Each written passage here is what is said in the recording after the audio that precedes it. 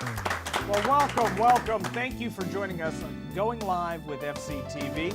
I'm Matt, alongside my buddy Dave. Dave, how are you today? I'm well. Episode 11. Episode 11. A lot of fun things in store. I kind of want to skip through our banter here this evening because we have one of the best music guests we've had on the show. One of the best in the region. I'm so excited. Bobby Reed, Jazz and Blues Review in the house today.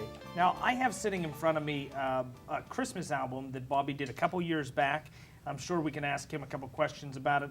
I understand they may be playing us one of their holiday tunes at some point in time. That's what I hear. Heard him warming up a little. But Bobby Reed, great musical act that's coming up. So since our last show, what have you been up to? Have you done anything fun and exciting? I tell you what, I would be remiss if I didn't mention having the opportunity to talk to Hines Ward. Hines Ward. Number 86. One of my favorite football players, and just every bit as genuine in person as he seems on TV. So you did an interview with Hines Ward. I did. It's up on the new FayetteTV.org website, so people can watch that and read a little bit of a blog review that you put together, coverage of Hines Ward. You asked him some questions because I watched it. I watched it before the show. What was your favorite question you asked Hines? Well, I just asked, and actually our production assistant for that broadcast and videographer, Taylor Hackley, she said, why don't you ask him what's the craziest thing he's ever had to sign or autograph? And I did, and he said some woman asked him to sign her newborn baby's head. A baby's head? Baby's head. He said he that's where he drew the line. He wouldn't go for that. He wouldn't sign that. He said, did he sign anything for the woman? I think he did. He's too much of a gentleman not to. But we got to talk to Hines when he was out at Penn State Fayette. For those of our viewers who might not be familiar, and we're really appreciative of Penn State Fayette inviting Fayette TV to come out and cover Hines talk. All kind of exciting stuff going on. So other people that are going to be on the show today. I'm not much of a comic book guy, but I got to meet him in the green room. We have a gentleman who is a graphic novelist. Why don't you tell us a little bit about him? But comic books aren't just for kids anymore. And it never have been. I mean, comic books are for all ages. And Garrett Free, who's going to be on the show, currently living in Erie, but a Fayette County native, he is basically, he calls himself a late bloomer because he didn't get into the comic book culture until a little bit later in his life. And he's very talented, sort of the creative director for this new comic book series or graphic novel that's being released in installments, and he works with a team of artists to really produce this, I'd say, a very compelling story. So we'll learn more about it. It's called Arcadian Nights. Excellent. Other guest on today's show, Tom Baker, good friend of mine, good friend of yours. He came in from Pittsburgh. One of the busiest guys I know. Busy guy. Author of 3 books now, and he'll be telling us a little bit about those. And we talked about our musical guests on the show today. Great jazz musicians, but big band. The VFW band does a real nice job with that kind of music. We got a chance to watch them at Story Square this summer. Were you there? I was. Mr. Mahoney and Mayor Ed Fike sponsored our broadcast of the summer Story Square concert series, and Uniontown Downtown Business District Authority invited Fayette TV out to film. VFW band did an excellent job out there. They were one of many great entertainers, but they have something really special in store for Fayette County. It's something that I think is going to become a new holiday tradition for us. And we're going to have Chris Decker and Rich Miller on to talk about that. But before we get too far into the show, I think since we've built them up so many times, why don't we go over to Bobby Reed. Bobby, why don't you open us up with a tune?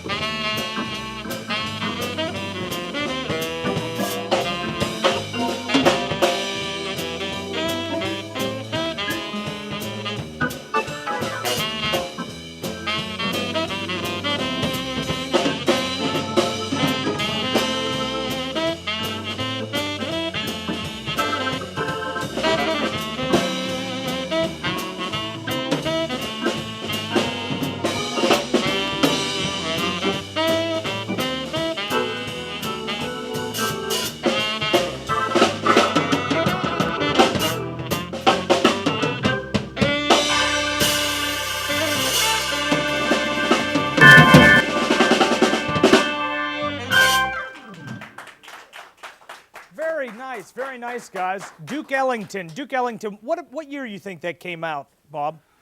The 40s. 1940s. 1940s. Good selection of music. So Bobby Reed is really well known around the area. You've been playing together as a group for 20 years. Is that right? At least, yeah. At least 20 years. At So least, yeah. These two fellows here, by the way, I'd like to introduce him.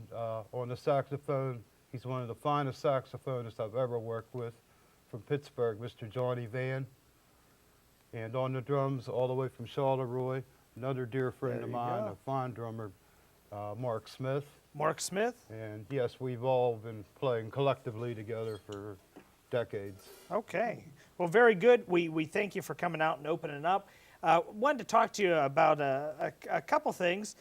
First off, your album. Now, what you opened up with today, this album that's released, was not on the album, but what you're closing today is going to be. What song are you going to play at the end of the show that's from this Being CD? the Christmas season, I decided to do my version of Frosty the Snowman. Okay, so we're going to hear Frosty today, which is off of Bobby Reed's What Child Is This album.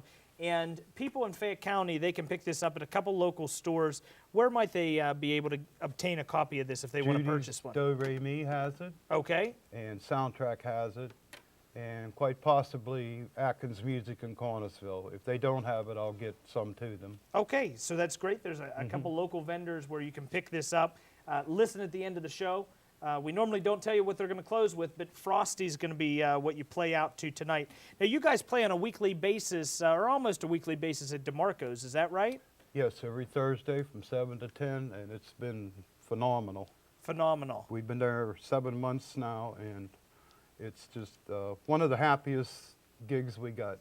Sounds great. So if you want to see them live and in person, stop by DeMarco's on a Thursday night. What time did you say? 7 to 10. 7 to 10. Yeah. Okay. And we focus basically, the Jazz and Blues Review focuses basically on straight ahead jazz, swing, and stuff like we just played.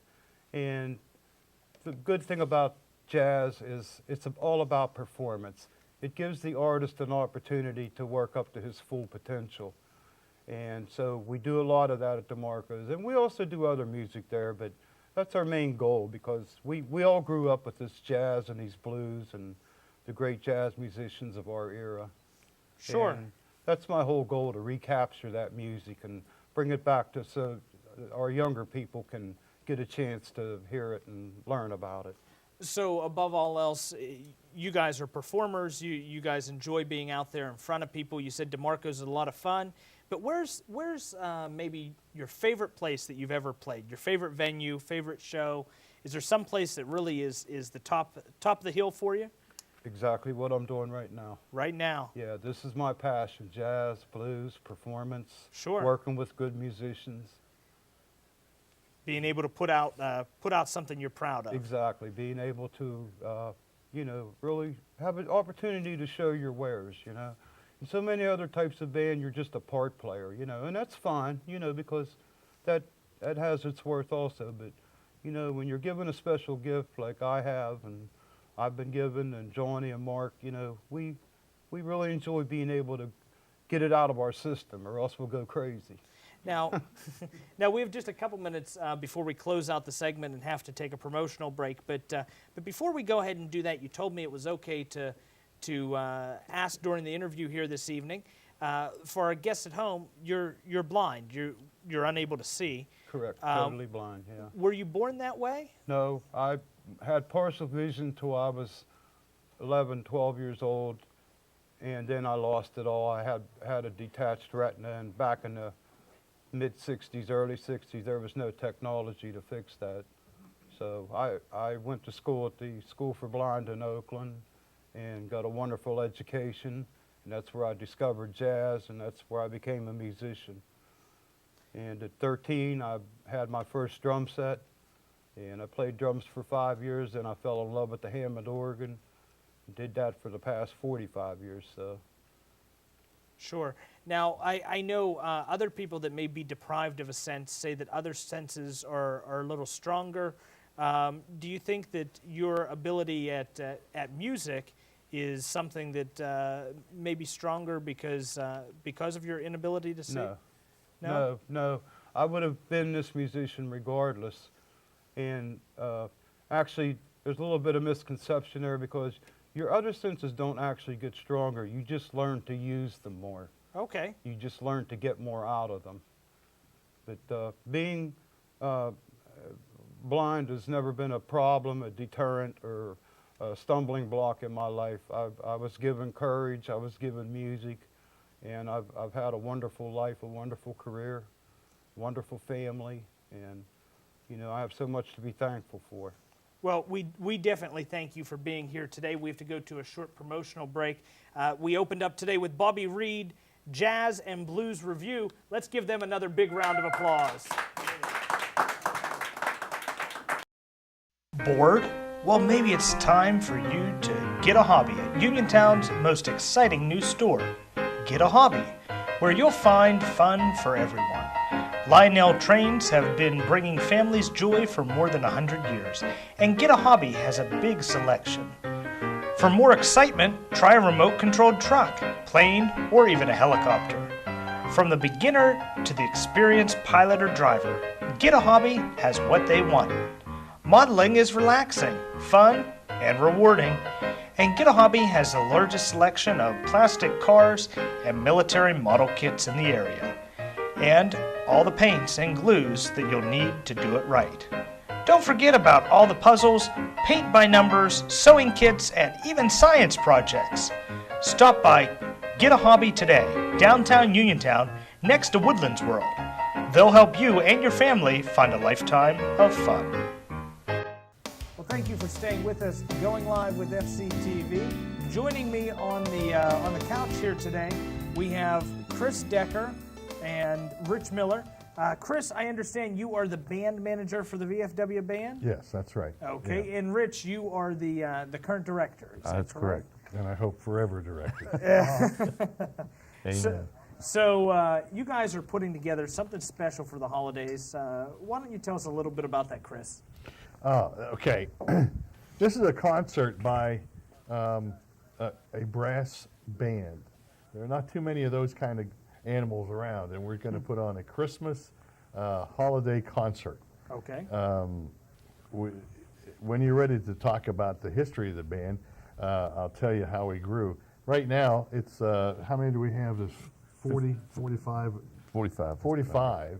And they're excellent musicians. That's the best thing about it. It's not, we have people who have come in and not played for 20 years, not played for 30 years, and they got practicing at home and came in to show that they can do the job. And we want Dave over here to start playing alto Yes. sax. Little again. alto sax, Yeah. Dave? I'm a former I'm a little student. rusty. Mr. Miller, my former instructor, and he taught me well. So, So- I'm at fault for my lack of. So you set me up pretty good for another question I have down here this evening, which was to tell us how long has the VFW Post 8543 band been in existence, and really how can someone go about joining if they're interested in doing so? It started in February with 11 people Okay. this past February. And as of last practice yesterday, we had 52. 52. 52, and they're all nice musicians, people, as I was saying, who had played before and who wanted to play again. And some of the retired music teachers are in there, and they were talking to each other and said, hey man, we should have done this a long time ago, you know. But they said, who had time? So they have time now. And as far as joining, we meet on the second and fourth Yes, and if there's a Monday? fifth Monday. and maybe the fifth Monday to practice. And anyone who would love to play, just come on up. And you don't have to have the skills or abilities that you usually would want. And thank you. I was going to say. I caught your phone there, huh? Your phone. Joys the live television. Anyway, Dave will come up and he'll look at the music and say, geez, I don't know. And he'll take it home and practice. Sure. Because he wants to prove that he's a proud musician and can do it. So anyway, that's it, anybody. I was talking to a lady who used to play we got the band started from the old Post 47 band Okay. and moved it up there. And I was talking to some of the folks who used to play in the 47 band, but moved away in different reasons. And one lady said, yeah, I'm just back. Her husband retired, and I said, you got to play. You got to Sure. play. She's a good flautist. Isn't that the word, flautist? Yeah, there you go. Yeah. So, sorry we got interrupted by a telephone. I think that maybe Dave's sitting over here that he didn't turn off, but that's okay. I have to interject because a few episodes ago, Chef and I were working on a cooking demo, and we set off the fire alarm.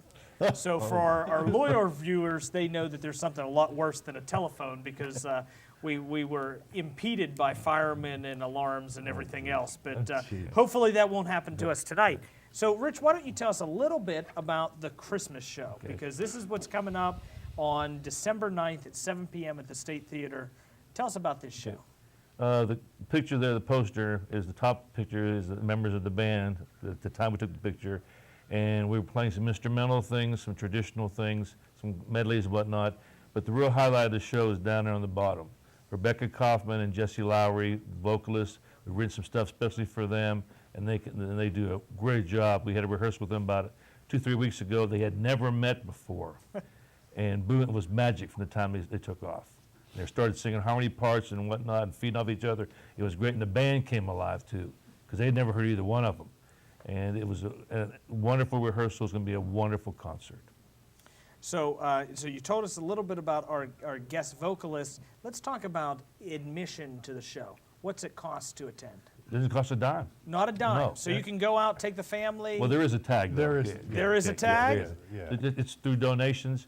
We've hooked up with Jamie Brink with the Fayette County Food Bank. Sure. And so you can bring in non-perishable food items to Okay. donate.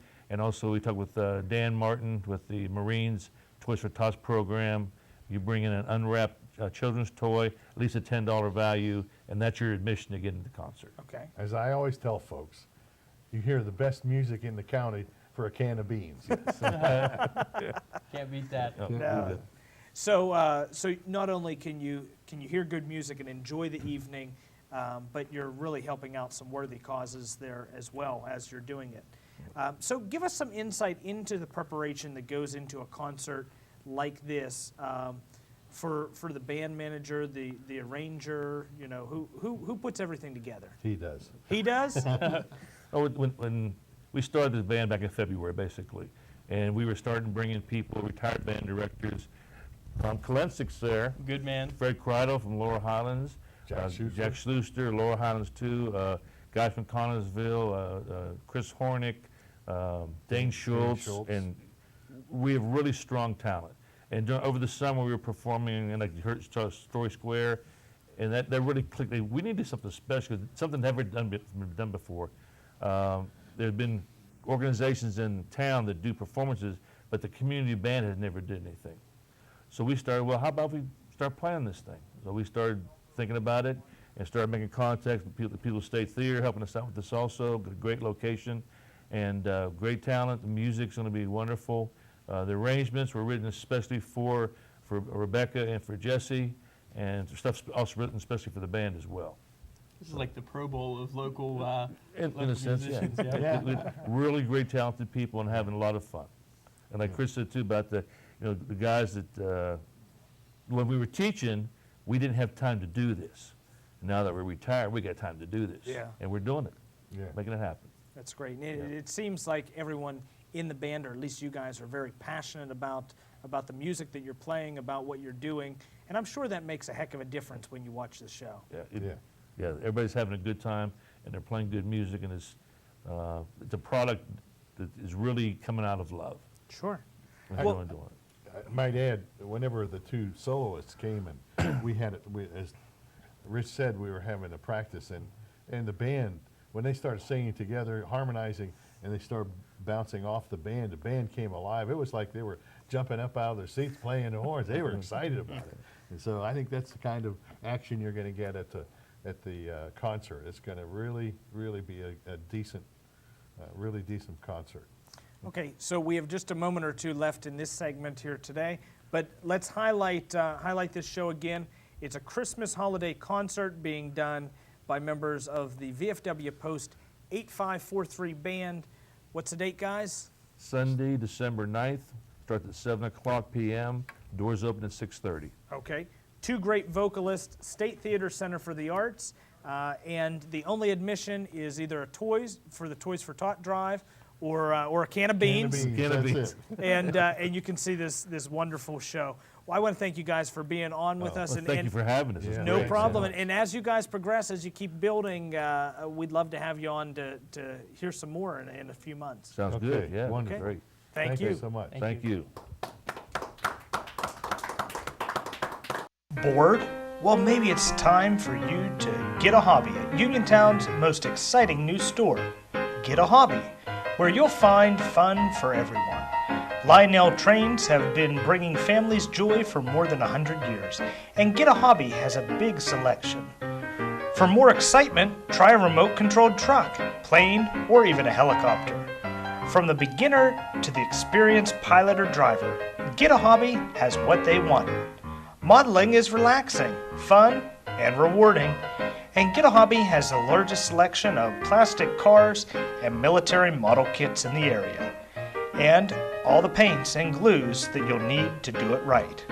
Don't forget about all the puzzles, paint by numbers, sewing kits, and even science projects. Stop by Get a Hobby today, downtown Uniontown, next to Woodlands World. They'll help you and your family find a lifetime of fun. Okay, and thank you for staying with us on Going Live with FCTV. I'm your host, Matthew Dowling, and joining me on the Going Live couch, we have Garrett Free. Garrett, how are you today? I'm doing pretty good. Hey, thank you for coming in. You are a graphic novelist, I'm told. Is that correct? Yes, I am. And for the viewers out there that might not know what a graphic novelist is, why don't you tell us a little bit about that? Well, I create a story, and so I write it down on paper, and I write a script, and I take it, and then I send it to my artist, who then draws the panels for me, which the panels are just the individual pictures that make up a comic book page. And then he draws them for me, and then in pencil, and then sends it to me in ink. And then I take that, I leave mine in black and white because black and white's really big for indie comics. So I leave it in black and white, and then I send it to, or actually, I actually letter it myself. I put the letters on the page, and we take it all and put it all together and create a 22-page graphic book, or a graphic novel. Okay. And you're the creator and writer for WMD Comics, is that Yeah, I'm correct? actually the owner. That's actually my little imprint. When I've created my comic books, I wanted to imprint, kind of give it the whole package and make it look like really official. So I came up with my own imprint that I could imprint my other books I want to do too. Okay. So your first series is out, Yeah. correct? And there's 3 books, a 4th one on the way. Yeah. And what's the title of that series, and when did you first release it? I started the series I started writing about a year ago, and it was just, I finally came up with what I wanted to do. I couldn't think of any original superhero ideas, so I came up with, I always liked with like gothic horror, Okay. the werewolves and stuff like that. And so I came up with a werewolf story, and it's called Arcadian Nights. Okay. And so I started writing it, and it's kind of, I plan on it being a 12-issue graphic novel to be compiled into one book. But I take it, and it starts in World War II. It's a werewolf comic book that a soldier goes in with the 101st Airborne, and he gets cursed to be a werewolf by the Nazis. And he ends up working for the devil to get back to his normal life. So it's just a series that I created and have just been kind of going along with it. And it's been pretty popular and well received so far. So how did you start writing comic books? What sparked that kind of a passion that said, hey, this is something I want to do? Well, a couple years ago, almost 2 years ago, I was in the middle of transferring schools, and I was just kind of down in the dumps. And I went up to this school that I didn't know anything, and I didn't know many people. So I just I've always been artistically inclined to do stuff. And so I was in the middle of reading a book, a landmark comic book called The Watchmen, and it's really, it made me open my eyes to comic books and saw that, it wasn't just about superheroes, and there was a lot more to it than that. So I started reading that, and I had this idea, and I started coming up with some ideas, and then there was two things that pushed me to actually do it, which one of my good friends who I went to high school with, he was out chasing his dreams in LA, and he ended up dying in a motorcycle accident. And so I thought, wow, this is, he was out chasing his dreams and doing what he did. Like, so it just kind of like hit me pretty hard. Like, well, maybe I should do something too. And then the MTV had a TV show called The Buried Life where you make a list of, they have 100 things they want to do before they die. I was like, well, they kind of, gave me that drive to, I could do this. And so I started working on it. And then sure enough, by the end of the summer, it was I actually made it into production, and I got it out in March. So it was one of those bucket list things that you just, why put it off when you can do it now? You got right into it. That's exactly it. And then and it's funny because like all those things, like other things I wanted to do, like be on TV for one. This is the first time I've ever been on TV. Was another one on that list too. I wanted to do. So it's like a bunch of things have been spawning for it. So you mentioned, and I guess I'm kind of surprised by this because a lot of people who don't read comic books, they kind of put that comic book culture into one little sect. You weren't a comic book kind of kid. You just picked one up, you read it, and you were inspired, and that's where you brought that up, or where you came up with the idea to work on your own. But were you brought up in an artistic kind of a family? Did you do any other kind of arts growing up? Yes, my mom, she always pushed me to do stuff.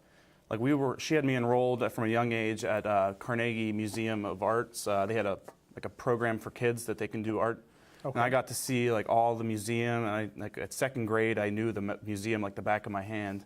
So it's just I've always had a creative output. And then like I went all the way up that was until 9th grade. I started doing that, and then like after that, I started playing guitar. That was like that changed for that, and I finally came back full circle and started doing more art for this kind of thing. But yeah, it's definitely been a big project of mine. Now, you brought a couple of the books with you, and I understand in the control room they have a couple of pictures they may throw up on screen as well. Why don't we take a quick look at these? Yeah, this is the third one that I just released about in late September, and it's the third issue, and we have our main character on the front, and the devil character I have on the girl on front also. But it's been a lot of people end up liking the covers, and my artists have finally got into I want to call it rhythm. Like they know the characters well enough that I don't even really have to mention describing them what they look like that much anymore. Okay. But yeah, I have the first one and the second one here. This is actually the fan favorite, the girl on the throne. Okay. But yeah, I take a different approach to my comic books than most traditional ones. Like I like to take, I want to say like kind of like towards a classic movie type of thing, like where I incorporate a bunch of like culture from the era of the movies, or of like the movies and culture of the time period. Like this is in the late 40s or mid to late 40s for the first four. So like I show like the army and all the World War II stuff, and then I finally I'm moving through history. So like I'm going to be going through the 50s and kind of getting a little bit from each era. They tell a lot more of a story. They're not just a cartoon. This isn't what you find in the funnies in the Sunday newspaper. It's serious content you're dealing with. When you write, who is your target audience? Who do you have in mind? I would say like people around my age. Maybe like if I had to say anywhere, it'd probably be from like teens up. Okay. Because like I try to tend to make a little bit more serious. Because like the first one, he gets cursed and he doesn't really know what's going on. He just kind of stumbles out, and he bears the curse of what they call the Arcadian Night, which is like he turns him into a werewolf. And it's not really like the traditional type of werewolf you see on like, the moon and the silver bullets and everything. But it's more like, it's kind of like how the Hulk is, if you will. Like it's just, he just gets angry and he's fueled by emotions, and then he turns into the werewolf that he becomes. So like then I bring in the wife's character in the second issue. From then on, like half the story is my main character going through his arc. Then I bring in the wife's character to kind of show like what happens, like what would happen, to kind of give an extra perspective of the side of the story. Like the wife thinks he's dead, and just she's moving on with her life, and then I'm gonna set it up so that maybe I could clash the two storylines together. Sure. Now, I would assume you and critics also consider graphic novels a form of literature. What makes great literature? I think it's just like the different ones that go above and beyond. Like I said, the Watchmen at that time period was kind of a parody on all the comic book heroes at that point in time, because they were all like, they would explain their master plan to the villain, or the villain would explain their master plan to the hero, and they would somehow foil it. And it was just, I really, like, that one really opened my eyes, because it's just like, he took every character and all the superheroes. There's only one superhero in that whole book who has powers, and everyone else has their own, like, I want to say moral compass, I guess you could say. Like, one's fueled by, Rorschach's fueled by doing the right thing, no matter what, how bad it is. And then the other one, believes that the end is, justifies the means. So it was really cool to see how all these different, like, moral compasses came about, and it was just really deep. Like, a lot more level, like, there was a lot more to it than just the story. Because they also, I guess in the 80s, they had trouble getting, like, advertisements in there. So they filled the 4 advertisement pages in that book with supplemental information. Like, a character wrote a book, and they had excerpts from his book in there. So it was really cool to see, like, there was a different level of just comic book-based stuff at that time period, and it kind of really set the bar for after that for comic books. Sure. Now, you mentioned a couple times your artists, and we were talking before we went into our segment here today, that you're kind of the creative director. You come up and script it, storyboard it, and then send it off to some artists. How do you work that relationship with the artists that you work with? They're not even within the United States necessarily, right? No, they're not, actually. What I did is I posted an ad for collaboration, because I knew at this point in time, I'm just a college kid, so I didn't have a lot of money to shell out for artists. So I offered a collaboration for my inside artist, and I originally had one artist, and he did 5 pages for me. He was pretty good, but the best thing that happened was that he left the project, because I got my new artist, and he's a co-creator. His name's Milan. He's from Belgrade, Serbia, and so he joined on, and then he really liked the story and really ran away with it. And you can kind of tell if you read the book that his art just gets better and better as he gets more familiar with the characters and the story develops. And so, like, he joined on, and he did an awesome job. And so we communicate through email. So, like, I'll send him emails, and we'll just be back and forth, and then we'll bounce ideas off of each other. And then my other artist, his name's Fico. He's from Argentina, and I just send him just a description of what I want, and I send him a lot of reference images, because, like I said, with school I don't have a lot of time to draw myself, so I just find a bunch of images of, like, actresses and like dresses and stuff like that to put my characters in, and I send him a lot of these things and just say, hey, this girl is going to be wearing this dress but looking like this and in this pose, and sometimes 3 or 4 different images to get the finished product. Sure. So this really has become kind of an international project. Now, if someone's looking to purchase these books, you're releasing them as on the indie market as far as that goes. Where can they purchase these?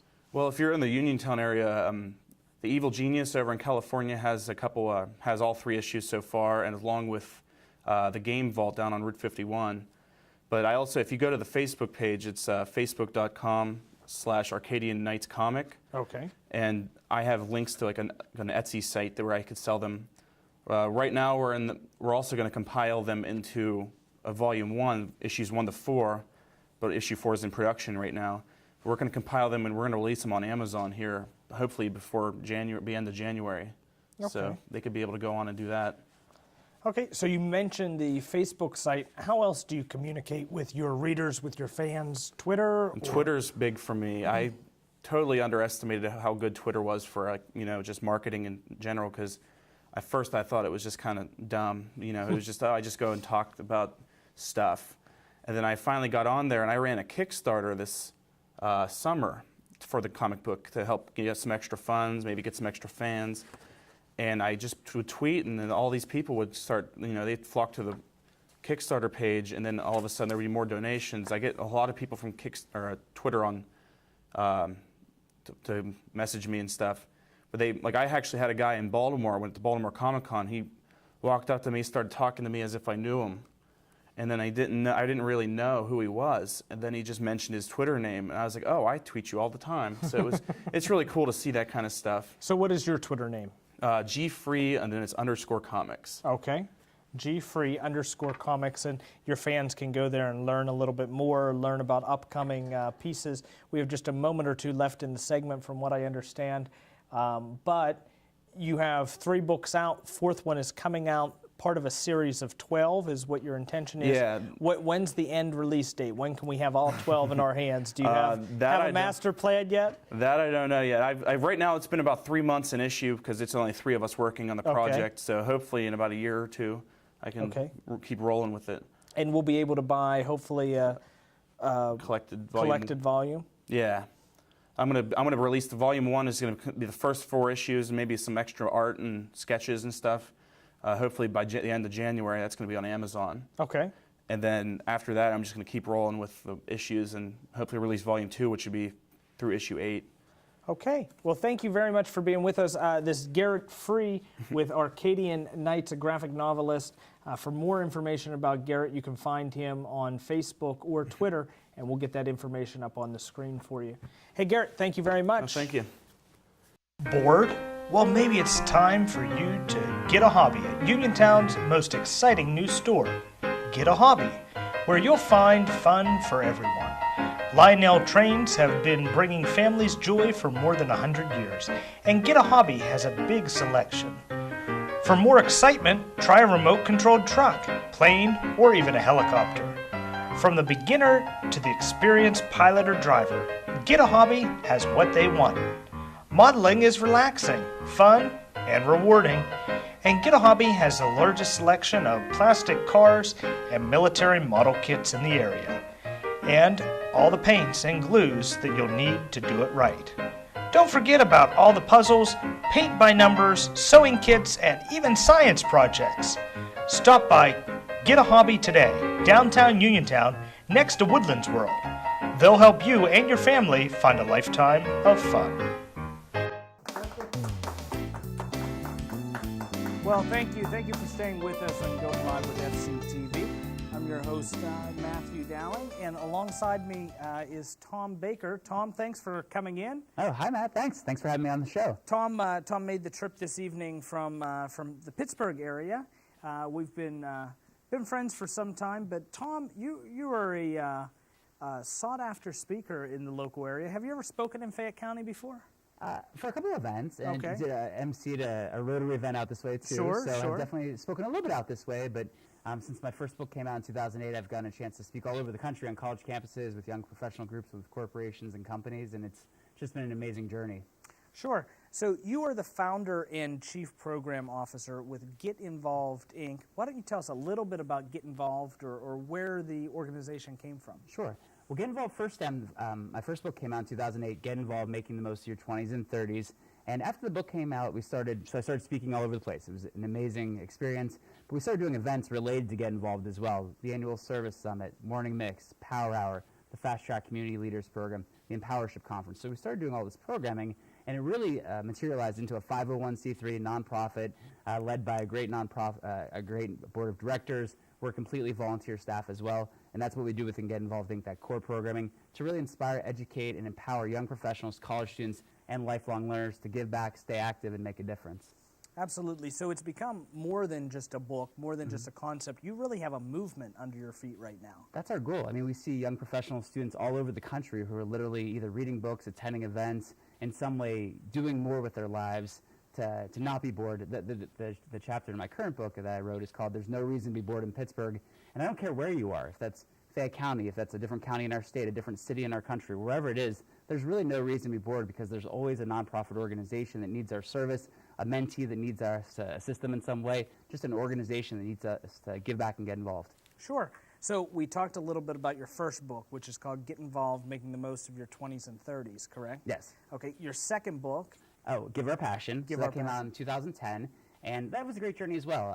I got to do a little bit of national TV. Was on Fox News Live in the John Stossel show. So you're holding up very well compared to John Stossel. Am must I? say. Yes, absolutely. A little less of a diva? He was great. He was great, actually. It was a terrific experience. But Give Our Passion was a lot of fun. Got to speak at a lot of Republican events all over the country as well. Sure. That was a great journey. Really about the Republican Party being the party of service, making sure that if Republicans believe in less government, they're willing to step up and make a difference and help other people to ensure that there is, limited government. Sure. And now you're on to your third book, or your third book has come out, and I was really happy to actually be a part of that, Empowered in Pittsburgh. Why don't you tell us a little bit about that book? Great. Well, we're really happy to have you as one of the 11 co-authors in that, and it's 11 co-authors, all who have had great success in their young professional years, are making a difference in a lot of different ways. You with the Boy Scouts, with Rotary, all the different organizations that you're involved with here in Fayette County and in your region. And it's just a great coalition of 11 co-authors who have these amazing stories. We have somebody who went from being homeless, literally homeless, to an Emmy Award winner. We have somebody who had a drug addiction to being a youth pastor. Just these incredible 11 stories that are shared and Empowered in Pittsburgh. And it's been a lot of fun to do some events related to the book. We've got one coming up out here in Fayette County in a couple of weeks as well. So it's just a great coalition of co-authors, young community leaders that explain exactly how college students, young professionals can really give back, stay active, and dream big with their careers and their civic lives. So you mentioned the event that's coming up in Pittsburgh, and I think we have an event poster, that's a nice big poster over there, on the other yeah. side of the room there a little bit. But the event is coming up. It's going to be on December 8th, 2012, at 5 o'clock in the evening at the State Theater Center for the Arts. I know you'll be coming in for Absolutely. that. There's a good many of the authors. Yeah, we're bringing a little will car be full of coming. authors from You're Pittsburgh. gonna out here. come down from Yeah. Pittsburgh? We'll be signing some books with you and with other fellow co-authors at 5 o'clock. You have your big Share the Spirit event, which my wife and I came to last year. We had a great time at Share the Spirit. It's everything that's right about the holidays, I think, is encompassed in your Share the Spirit event, so we're really looking forward to it. Yeah, we were able to have a guest last month from the American Heart Association, which is one of the beneficiaries of Share the Spirit. Yeah, it's And, Rotary, Boy Scouts, the Dowling Family Fund, and then the American Heart Association. I guess. Absolutely, yeah. Absolutely. It's great. So she was on. She talked a little bit about how they used their funds last year, and it was really kind of fulfilling to see that full circle that they got to do some good things with that. But yeah, the party's gonna be right afterwards. So young professionals that are interested in coming to the event, they can of course come and Yeah. meet some of the co-authors. Absolutely. So that's going to be a great time, December 8th, in correspondence or in collaboration with your event, the Share the Spirit event. We also have a fun event coming up in the city that you're going to be coming down for, actually. Sure, and that's- on the first of the year. Yeah, New Year's Day. So often people just lay on their couches all day, and it's a great day to spend with family, of course. But we're trying to get people off their couches on New Year's Day, so we're having an event in Lawrenceville, in the city of Pittsburgh, on New Year's Day from 2 to 4 o'clock. It's the largest goal-setting party in the city of Pittsburgh, so it's going to be a chance for people to set their goals, get a good momentum going for 2013. In all my speeches, I always talk about the importance of goal setting, and I think it's so important that we take those goals, we put them out there, we share them with the people that care about us, the people that we care about, and make sure that other people are that know about our goals, so that we stay more accountable, so that we dream big, so that we get more done. And I think, goals are goals, but if you actually write them down, they become real, and we can keep each other accountable for them. So you'll be down in Pittsburgh and Lawrenceville on January 1st. Good way to start off the year. Absolutely. I have a little car full, like you're bringing people down for December the 8th, January 1st. I have a group that actually we're going to go spend some time up in the Pittsburgh area on the 1st, so we'll Good. have the whole car full and great. be able to stop by. I want to know what his goals are for the year. That's He's got a couple goals. Pierce, my 6-month-old, he I think maybe walking, maybe that'd be one a of good them. goal for Maybe, 2013 maybe. for him. He's not a crawler. I Yeah. think he's going to walk before he crawls because he pulls himself up. I mentioned one of our core events for Get Involved earlier, the Service Summit. We do it Sure. here in Pittsburgh. We have the 4th annual Pittsburgh Service Summit coming up on February 26th. You're a past Western PA Rising Star. Your wife's a past Western PA Rising Star. Dave Slazarek, you do a lot of work with, as Sure. well as a past Western PA Rising Star. I guess probably about 19 or 20 years until Pierce becomes one as well. Maybe, yeah. But February 26th, it's going to be at Carlow University again. So if anyone from Fayette wants to make the journey down for that event as well, we'd love to have anyone from Fayette, from Uniontown, from the area, come down to Carlow and come down to the city on February 26th for the 4th annual Pittsburgh Service Summit. Okay, so we talked about a couple great events. We've talked about the books that are kind of keeping the movement going, or out there to at least spread the message, the gospel of Get Involved, I guess we could call it. Where can they get copies of your books if they're interested in? So everything's at our website, bakerleadership.com. That tells a little bit about the Get Involved movement, all the books that we have, all the products that we have. We've had 3 books, 2 audio books. I know you've enjoyed some of the audiobooks Sure, as well. sure. They don't put you to sleep, I promise, when you're driving. I'm always surprised because I have a 6-disc changer now, and every once in a while, Tom Baker's voice comes on one of the discs. So. No one wants that, but no, it's been great. So everything's just at bakerleadership.com. They can see Okay. about some of our programming. If anyone's interested in the Service Summit and some of the other events that we do with Get Involved, it's just getinvolvedinc.org Okay. is our nonprofit website for the 501c3 that formally became a 501c3 in 2011. And then anything else is just at bakerleadership.com. So we talked about goal setting. You became a 501c3. Was that a goal? That was a goal, yeah. So now we're trying to grow and develop a little bit. I'm very happy at my full-time job at Big Brothers Big Sisters. I know we both have full-time jobs Sure. and do a lot of interesting things in our outside of work lives. So I love my job as the Chief Community Affairs Officer at Big Brothers Big Sisters. Being a Big is the first thing that I did when I graduated from college back in 2002. And my little brother now is in college himself, doing really well. A student athlete, getting good grades at Franklin and Marshall College. So I'm really proud of him. So I'm very happy to have a job that I really care about. So we do have an all-volunteer staff still for Get Involved, but we've got a great board. We're growing up a young professional board, and eventually, hopefully, we'll bring on a full-time executive director, at least to keep things moving along for Get Involved. Well, Tom, I want to thank you for Oh, being on the thanks, show Matt. here today. We're running out of time with this segment. We're going to go to a short promotional break, and when we get back from the break, we will be enjoying the musical stylings of tonight's group, Bobby Reed. All right, great. Well, thanks, Matt. Thank you. Okay, thank you. Thanks, Alan. Bored? Well, maybe it's time for you to get a hobby at Uniontown's most exciting new store, Get a Hobby, where you'll find fun for everyone. Lionel Trains have been bringing families joy for more than 100 years, and Get a Hobby has a big selection. For more excitement, try a remote-controlled truck, plane, or even a helicopter. From the beginner to the experienced pilot or driver, Get a Hobby has what they want. Modeling is relaxing, fun, and rewarding, and Get a Hobby has the largest selection of plastic cars and military model kits in the area, and all the paints and glues that you'll need to do it right. Don't forget about all the puzzles, paint by numbers, sewing kits, and even science projects. Stop by Get a Hobby today, downtown Uniontown, next to Woodlands World. They'll help you and your family find a lifetime of fun.